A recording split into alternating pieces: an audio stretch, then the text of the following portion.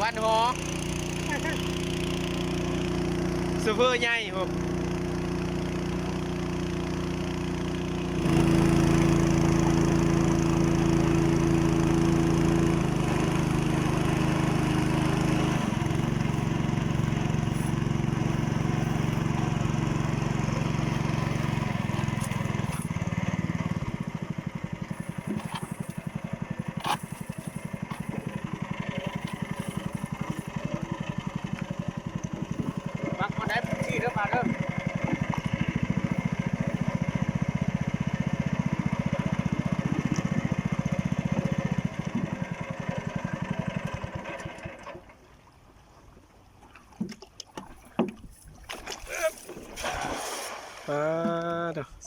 สายแข็ง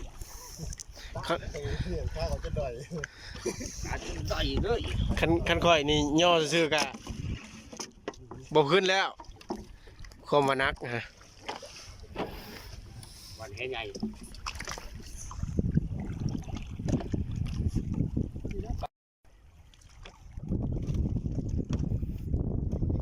ของปั๊บของแน่นอนโยจานเตะกำลังหมดไปอยู่ฝ่ายห้าวมื้อนี้เพิ่นเป็นหัวหน้า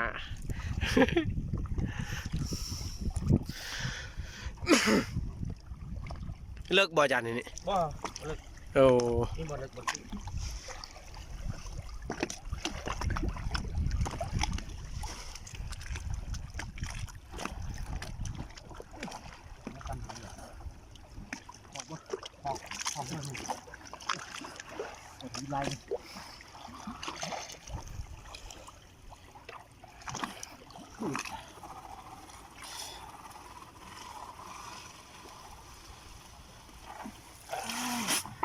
ยังบ่เห็นปานใดท่านฮอดก่อนมันวานไปเลย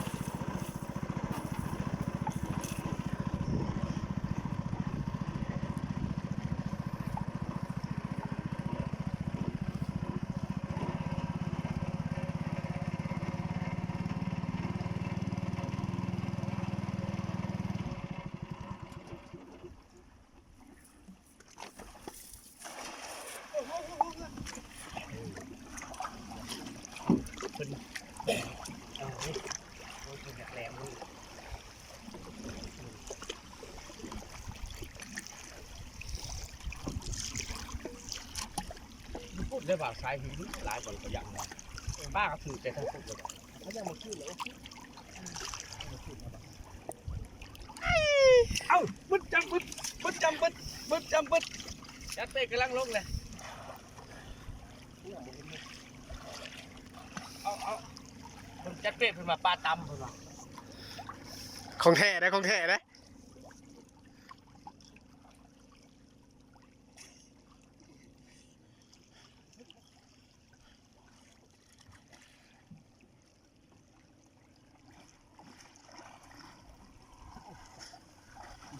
นี่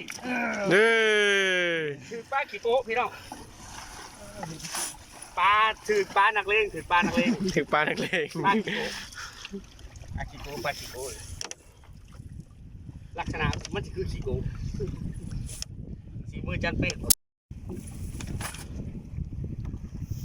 บ่ธรรมดา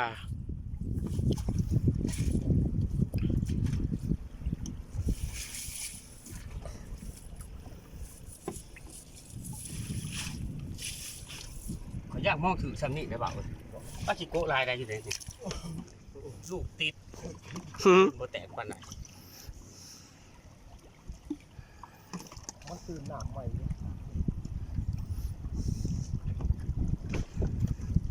คลองปะบัง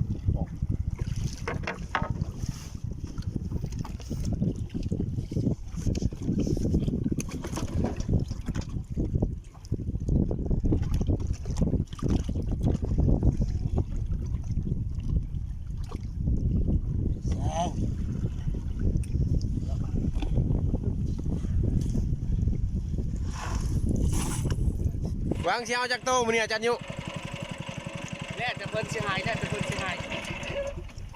ลองเพิ่นสิได้ป่ะ คือใคร คือจะกระเทือนสิป่ะ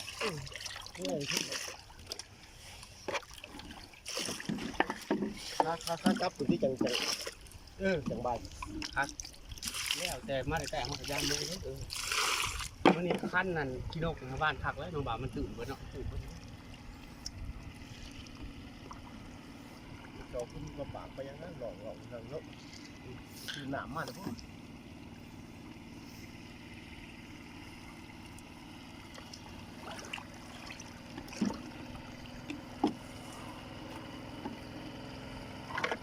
เด้ ปลา ปลาช่างนี่ ปลาแกง ปลาแกงบ้าแมลงนี่ปลานี่แหละออก ปลาหว่าปลาหว่า ปลา ป ว่า ลาเนาะลายได้ป่ะคือมองคนเรื่อย มันมาอยู่ในหนามไรนี่ ๆปลาหว่าพี่น้องปลาหว่าเนาะแล้วก็ได้สองตึกปลาขี้โบกก็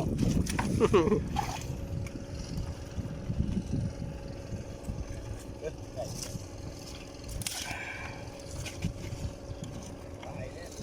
สติปื้ สุดเหยียด ยอดเลย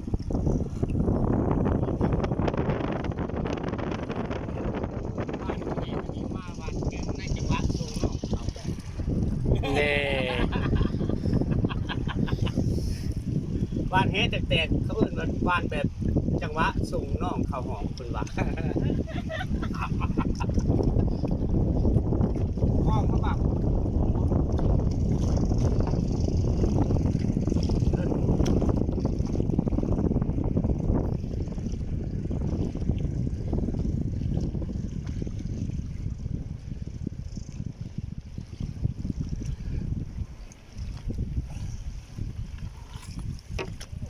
เอาหมองแก้นี่เลยบ่ปะ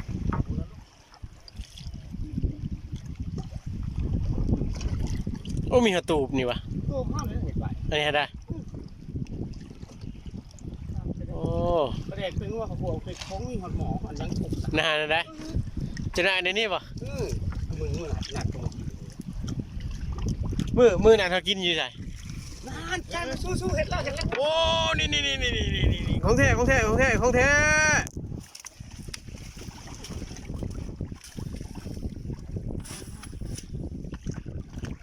โลกกว่าพี่น้องโลกกว่าโลก ใกล้ๆเนี่ยอาจารย์ โลกกว่าอันนี้ซีมือจันเป็ดนั่นสุดยอดเลยเฮงทับกันเด้อพอเนี่ยของขวัญงวงครับ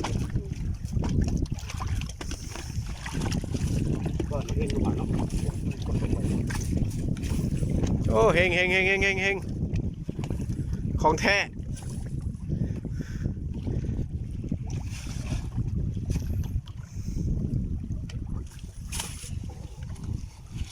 มันสุดยอดเลย อยู่บ้านบ่เคยพอเพิ่นนี่จ้ะสุดยอดบ้านอีกบ้านนึง คันเห็นกับพวกแต่ซ้ำนี้ อีกบ้านนึงเพื่อสุขภาพสุดยอดรสแซ่บ สุขภาพ แห้งๆการจะกินของสดมันสุด บ่อาจารย์ กินยังกระยา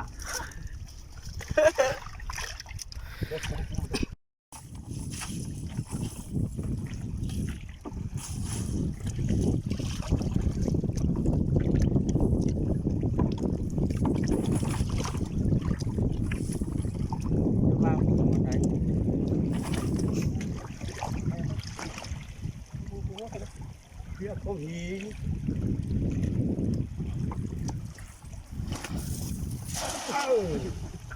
เพื่อโคมหินพี่น้องเลย มันหนามมันคักข้างในเบื่อเนาะมันดำ มันตำอยู่บ่เมื่อกี้นี่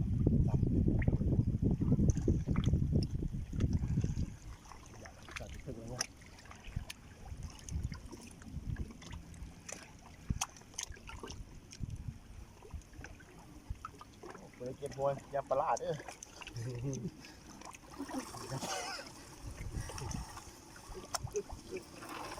นาน โอเค เห็นบ่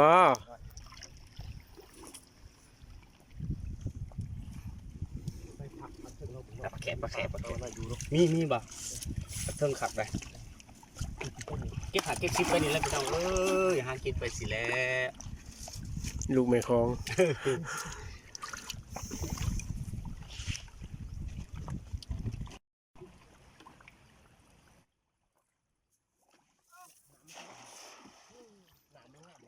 งามน้ำเนาะ พอดีเลยหนามไม่งามหรอง ามน้ำเนาะ พอดีเลยหนาม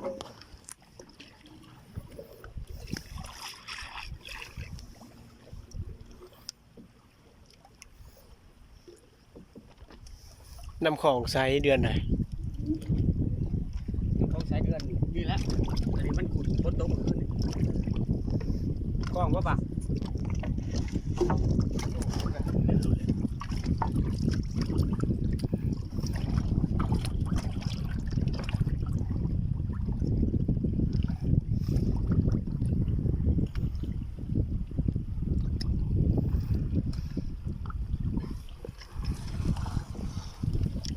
จึก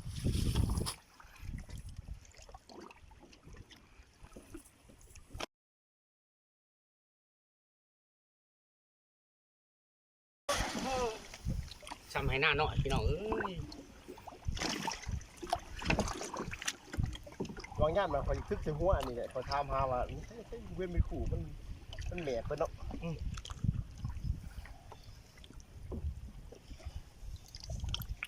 ย่านเสามันก่อนลายอยู่แบบ โอ้เชี่ยวอยู่เลย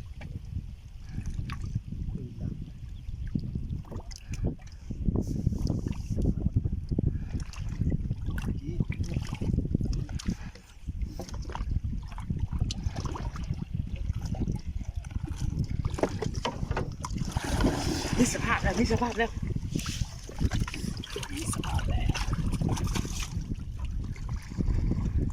จากมุดกับบไดมุดพี่น้องเอ้ยเพิ่นมุดหับมุดคนเดียวก็เลยมาฮะ เพิ่นฮับเมา ยืดอยู่บ่ปะ ของ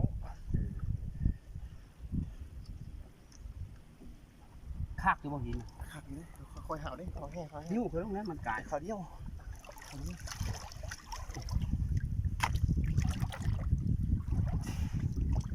เนี่ยคอยหาโก้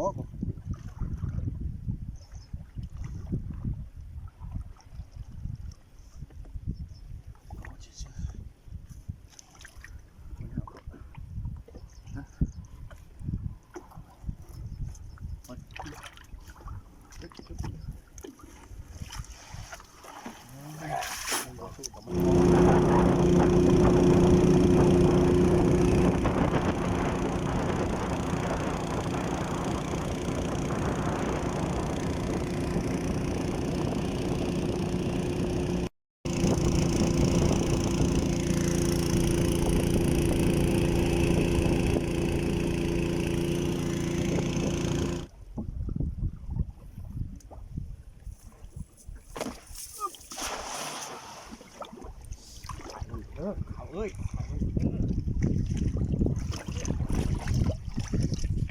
ว่าคือวันเลิกใช่ป่ะ เปิดหัวปับ เปิดบอกเปิดมันยังทึ่งโอ้แม่ เนี่ยคิดไรสุดด้วย เฮ้ยบอกเบิ้ลนอนชายจะได้บอกตายแต่บัดตาย โอ้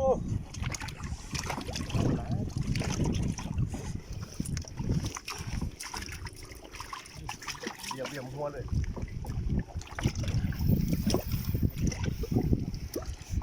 แยมอยู่นะเนาะน้ำแง่พี่น้องน้ำแง่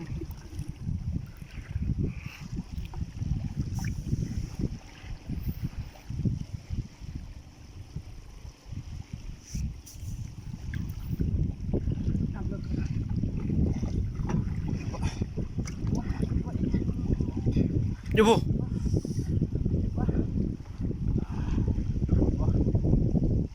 จะติ๊กไว้ได้หรอไม่เอาคนนั้นไปถึงมือขึ้นมา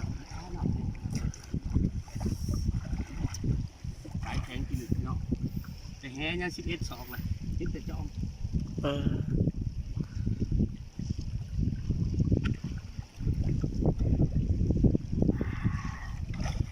ติดจอม สายแข็งอันนั้นบริเกาะไอ้ช่างอีก แต่เสียบ มาเดิมแต่สุดเดิมแถบ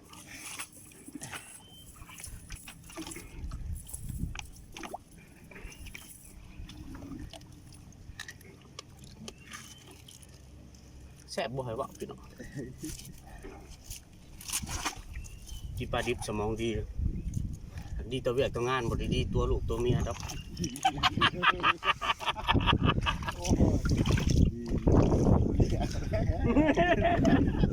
บ่ได้จะกินไปยังสูง โลมาครับ น้ำดื่มโลมาครับ